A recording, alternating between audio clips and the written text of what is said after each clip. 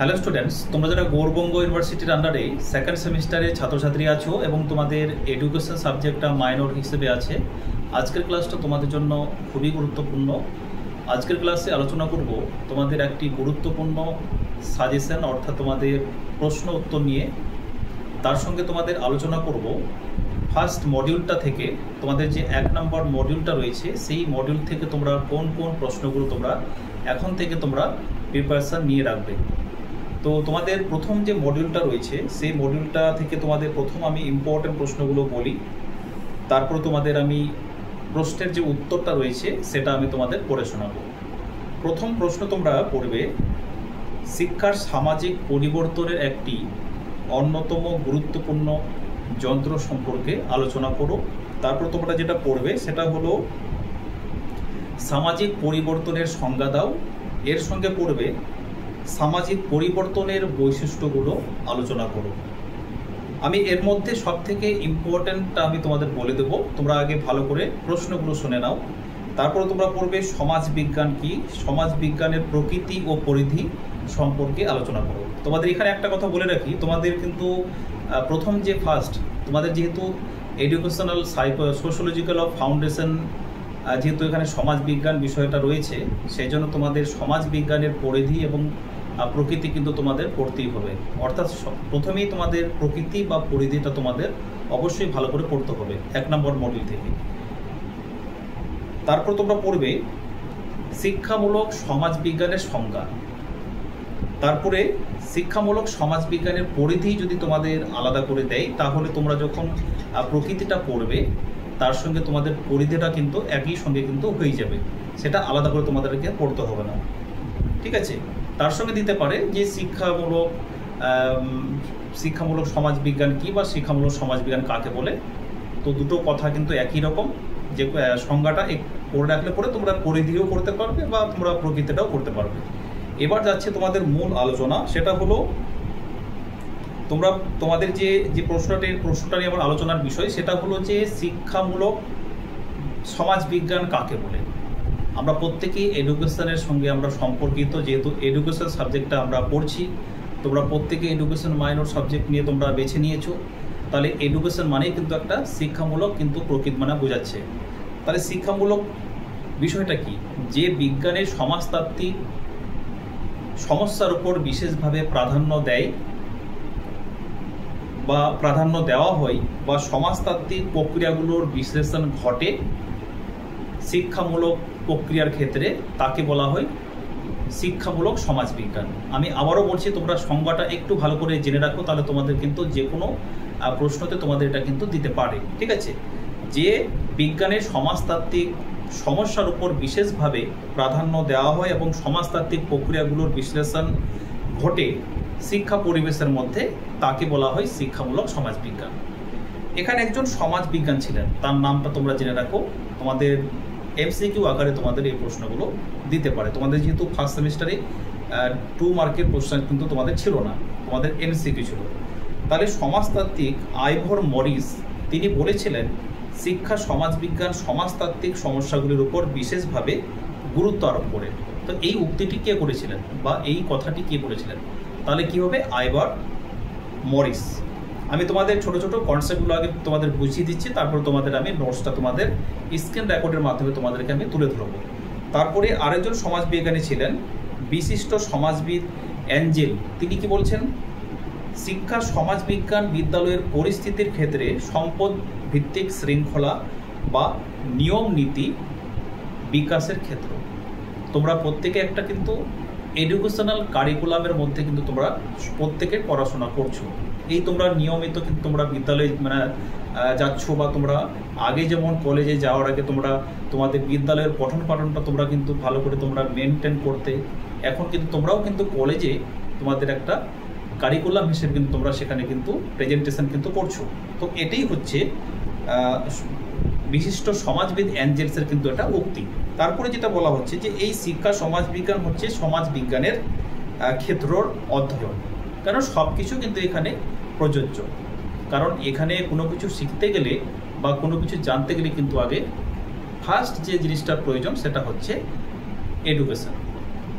তারপরে শিক্ষা ব্যবস্থা এবং সমাজ ব্যবস্থার মধ্যে যে গভীর সম্পর্ক বর্তমান, সেটা কিন্তু আমাদের প্রত্যেককে বুঝতে হবে। এখানে কিন্তু এডুকেশনের সঙ্গে পরিবেশের সম্পর্ক রয়েছে, এবং এখানে কিন্তু কোনো একটা কিন্তু শিক্ষামূলক রিলেটেড, অর্থাৎ মানুষ এমন কিছু করে যে শিক্ষা থেকে বা একটা সিস্টেম থেকে মানুষ কিন্তু অন্য একজন মানুষকে বা অন্য একজন ব্যক্তিকে কিন্তু সুষম বিকাশ পরিপূর্ণ করে।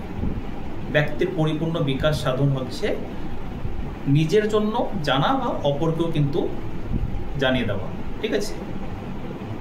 তারপরে এখানে আরেকটা যেটা বিষয় তোমাদের জানতে হবে, যে এখানে শিক্ষা ও সমাজ বিজ্ঞানের মধ্যে সম্পর্ক মোস্ট ইম্পর্টেন্ট। তোমরা এই প্রশ্নটা নোট ডাউন করে রাখো, যে শিক্ষামূলক সমাজ বিজ্ঞান বা শিক্ষার যে সম্পর্কটা রয়েছে, এটা কিন্তু ভেরি ভেরি ইম্পর্টেন্ট তোমাদের এবছর এই সেকেন্ড সেমিস্টারের জন্য।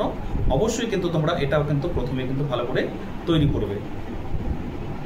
তারপরে যেটা জানতে হবে, আমি তোমাদের ছোটো ছোটো কনসেপ্টগুলো বলছি, কারণ তোমাদের এই যে ক্লাসটা তোমাদের আমি আজকে তোমাদের প্রেজেন্টেশন দিচ্ছি, এটা তোমাদের খুবই গুরুত্বপূর্ণ। আর তোমাদের এই ক্লাসটা থেকে তোমরা অনেক কিছু তোমরা জানতে পারবে এডুকেশন মাইনর সাবজেক্ট হিসেবে। তারপরে যে এখানে কি বলছে, যে সমাজবিজ্ঞান ও শিক্ষার লক্ষ্য, আধুনিক শিক্ষার গুরুত্বপূর্ণ একটা লক্ষ্য হচ্ছে কি, প্রত্যেক শিক্ষার্থীকে সমাজের সুনাগরিক হিসেবে গড়ে তোলা। তুমি একজন শিক্ষার্থী, আরও কোনো তো শিক্ষার্থী তোমার সঙ্গে পড়াশোনা করছে, বা যতজন দেশের নাগরিক রয়েছে, কারণ শিক্ষার্থী মানেই তো দেশের নাগরিক হওয়া যায়, ঠিক আছে। কারণ শিক্ষার্থী না হলে তো দেশের নাগরিক কিন্তু হওয়া যাচ্ছে না। তাহলে যে কোনো ব্যক্তিরই কিন্তু এখানে কি রয়েছে, নাগরিক হওয়ার কিন্তু এখানে অধিকার রয়েছে। কিন্তু এখানে বিষয়টা হচ্ছে শুধুমাত্র এডুকেশনাল। তারপরে কি বলছে, এই শিক্ষার লক্ষ্য হবে সমাজ বৈজ্ঞানিক চিন্তাধারা বৈষম্য বিকাশ। অর্থাৎ তুমি নিজের যদি এডুকেশন সিস্টেমটাকে ভালো করে, প্রসেসটাকে তুমি আগে ভালো করে জানতে পারো, তাহলে তুমি কিন্তু সমাজের জন্য অনেক কিছু করতে পারো। এই বিষয়গুলো কিন্তু এখানে বিভিন্ন সমাজ বিজ্ঞানীরা কিন্তু এখানে কিন্তু প্রদান করেছেন। আশা করি তোমাদের বুঝতে সুবিধা হবে। আমি তোমাদের আজকের এই ক্লাসটাতে খুব একটা তোমাদের সময় দিচ্ছি না। আমি তোমাদের এর পরে নেক্সটে আবার তোমাদের আমি ক্লাস করাবো। আর তোমরা সকলেই জানো আমি ইউনিভার্সিটি গৌরবঙ্গর আন্ডারে তোমাদের ক্লাস করিয়ে থাকি। এর আগে তোমাদের ফার্স্ট সেমিস্টার তোমাদের অনেক ক্লাসও তোমাদের দেওয়া হয়েছে, সেকেন্ড সেমিস্টারের ক্লাস চলছে। তোমরা যারা অ্যাডমিশন নিতে ইচ্ছুক আছো, তোমরা স্ক্রিনে যে দেওয়া নম্বরটা দেখতে পাচ্ছ, এই নম্বরে যোগাযোগ করে তোমরা ক্লাসের জন্য অ্যাডমিশন নিয়ে নিতে পারো, ঠিক আছে। এবার চলো তোমরা গুরুত্বপূর্ণ নোটসটা তোমরা দেখে নাও। এবারে চলো তোমরা গুরুত্বপূর্ণ সাজেশনটা দেখে নাও, অর্থাৎ তোমাদের 10 মার্কের যে নোটসটা আমি তোমাদের নির্বাচন করেছি সেটা তোমরা ভালো করে দেখে নাও। দেখো, প্রশ্নটা হচ্ছে শিক্ষামূলক সমাজবিজ্ঞানের সংজ্ঞা দাও, শিক্ষা ও সমাজবিজ্ঞানের মধ্যে সম্পর্ক ব্যাখ্যা করো।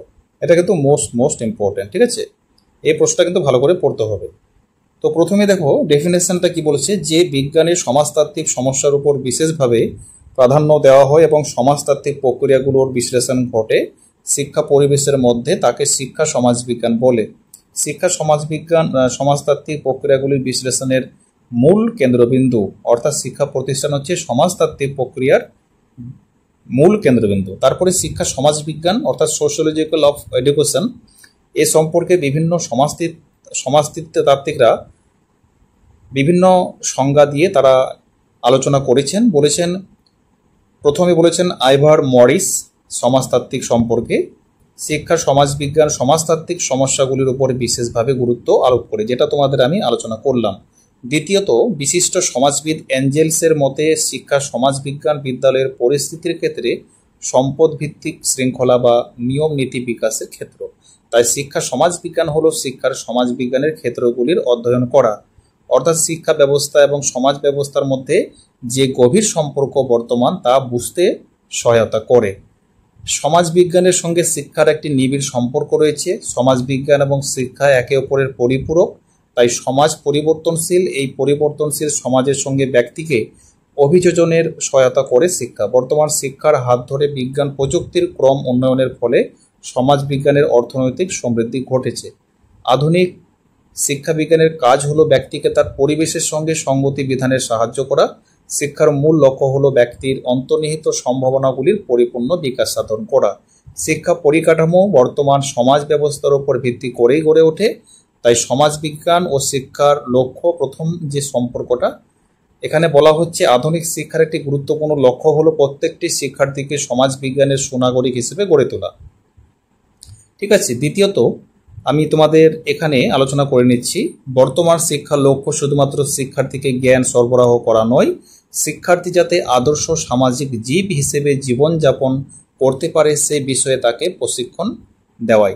সমাজবিজ্ঞান ও পাঠ্যক্রম নির্ধারণের ক্ষেত্রেও সমাজবৈজ্ঞানিক চিন্তাধারার প্রভাব পড়েছে। শিক্ষার্থীর ব্যক্তিগত চাহিদা, সমাজের সমসাময়িক ও ভবিষ্যৎ চাহিদার মধ্যে সমন্বয় রেখে পাঠ্যক্রম নির্ধারণ করা হয়।